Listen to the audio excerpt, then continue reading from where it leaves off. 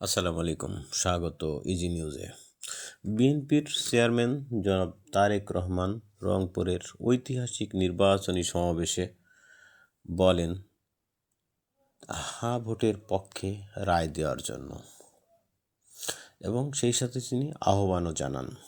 এছাড়াও তিনি রংপুরের আবু সাঈদের কবর জিয়ারত করেন এবং 1400 শহীদের স্বপ্ন পূরণের লক্ষ্যে ভোট অবশ্যই প্রয়োজন এবং জুলাই সনদ বাস্তবায়ন করা আমাদের নৈতিক দায়িত্ব। 5 আগস্ট বিপ্লবে সাধারণ মানুষের অংশগ্রহণ ছিল, সেই জন্যই ধরে রাখতে হবে আমাদের ঐক্য, এর কোনো বিকল্প নেই। সেই নিশিরাতের ভোটের দিন শেষ, আমরা সম্ভাবনাময় রংপুরকে উন্নয়নমুখী করে ঢেলে সাজাবো। রংপুরের আবু সাঈদের কবর জিয়ারত শেষে সাঈদের বাবা মকবুল হোসেন তারেক রহমানকে প্রধানমন্ত্রী হিসাবে দেখতে চাই।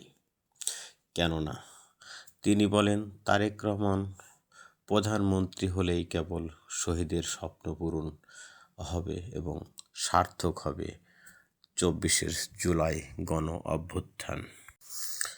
কুষ্টিয়া 3 আসনের সংসদ সদস্য প্রার্থী ইঞ্জিনিয়ার মোহাম্মদ জাকির হোসেন সরকার শিশু কিশোরদের নির্মল আনন্দের জন্য কুষ্টিয়া শহরকে একটি বিনোদনমূলক শহর হিসাবে গড়ে তুলতে চায়।